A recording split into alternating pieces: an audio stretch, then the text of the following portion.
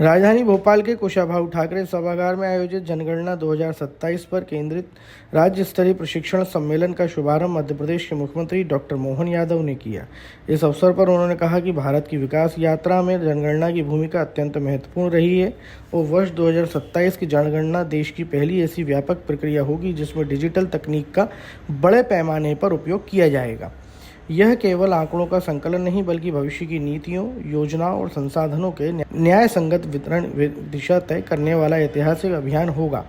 मुख्यमंत्री ने कहा कि सामान्यतः 10 वर्ष के चक्र में होने वाली जनगणना कोविड-19 महामारी के कारण विलंबित हुई, लेकिन अब नए उत्साह, तैयारी और तकनीकी संसाधनों के साथ इसे आगे बढ़ाया जा रहा है। डिजिटल माध्यमों के प्रयोग से डेटा संग्रह अधिक पारदर्शी, सटीक और प्रभावी बनेगा। इसलिए प्रशिक्षण प्राप्त कर रहे अधिकारियों, कर्मचारियों की जिम्मेदारी और भी बढ़ जाती है।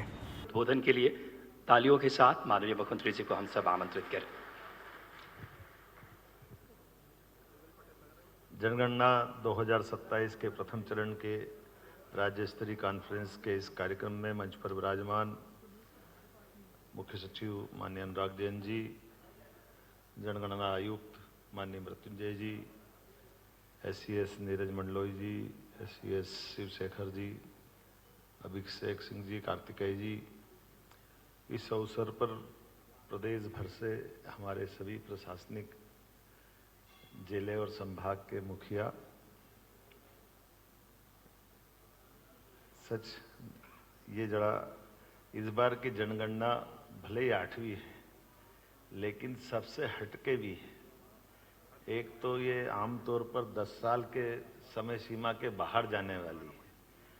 जो चक्री क्रम आपका आता था वो उसका क्रम तो 21 में निकल गया, लेकिन अब ये 26 चल रहा है।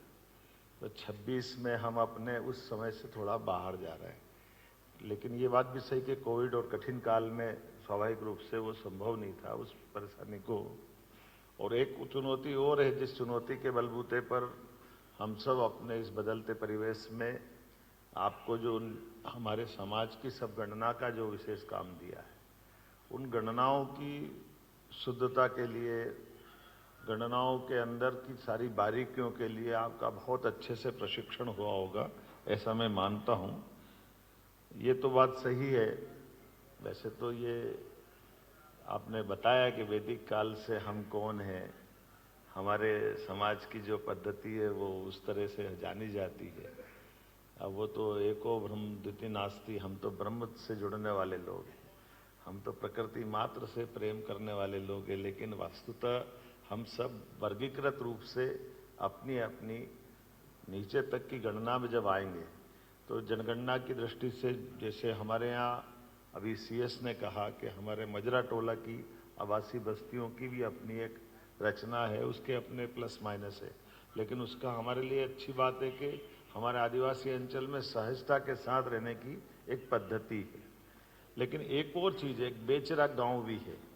जो बेचरा गांव, जिन गांवों का बाद में बसना उजड़ना है कोई कहानी है, लेकिन ऐसे गांवों के अंदर भी ठीक से गणना हो जाए, बेचरा गांव पुनः आबाद भी करे जा सकते हैं, या उनके संबंध में विकास के लिए भविष्य में रोड मैप जब बनाने जाएंगे तो एक चुनौती उसकी भी आने वाली है। वैसे आप सब इसकी चिंता करेंगे। हमारे राज्य की अच्छी परंपरा है, प्रशासनिक अधिकारी सारी गंभीरता के साथ सारी बातों को लेंगे और इस आधार पर ये हमारी जो मूल जिस कारण से हमने कॉन्फ्रेंस रखी उसकी सफलता मिलेगी। सड़क, अस्पताल, स्कूल, ये सब आपकी बनाए हुए बुनियाद पे ही खड़े होंगे जिस आधार पर सही से गणना हो जाए, सही से चिंता हो जाए भविष्य की दृष्टि से।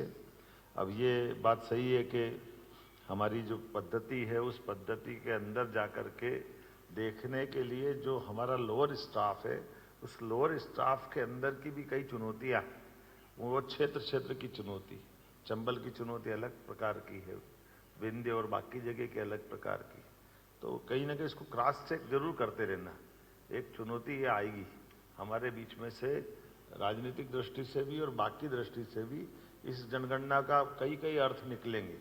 उन कई अर्थों की कई प्रकार की चुनौतियां आएगी, तो उससे निपटने की तैयारी में स्पष्टता रहे, पारदर्शिता रहे और हमारी प्रतिबद्धता भी, जो शासन के पीछे का भाव है कि आखिरकार हम निचोड़ निकालें, तो निचोड़ में कोई हमारे लिए कोई दूसरा कारण नहीं बने।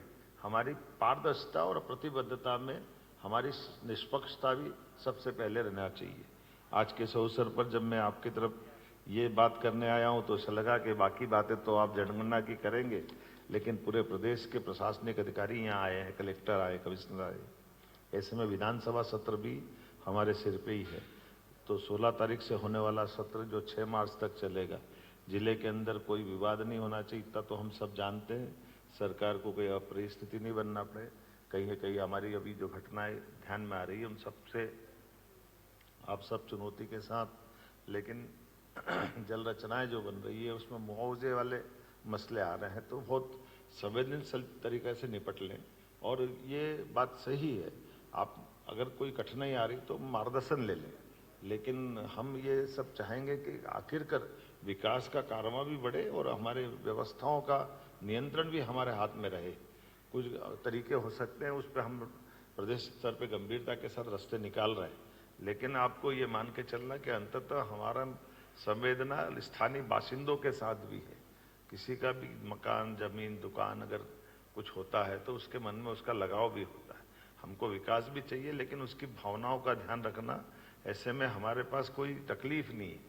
उदारता के साथ ऐसे कई बड़े अपने राज्य का इतिहास है कि हमने बड़े बड़े प्रोजेक्ट पूरे किए, तो सारे प्रोजेक्ट पूरे होंगे। इसमें दोबारा कोई ऐसी बात नहीं आना चाहिए कि कोई इसके कारण से, तो इसका समयबद्ध तरीके से अंदर तक जाकर के बीमारी की जड़ तक चले जाओ और अंदर से संवेदनशीलता की जरूरत हो तो वहां तक घुस करके हमारे नेटवर्क से ये सारे विषय खत्म हो जाना चाहिए।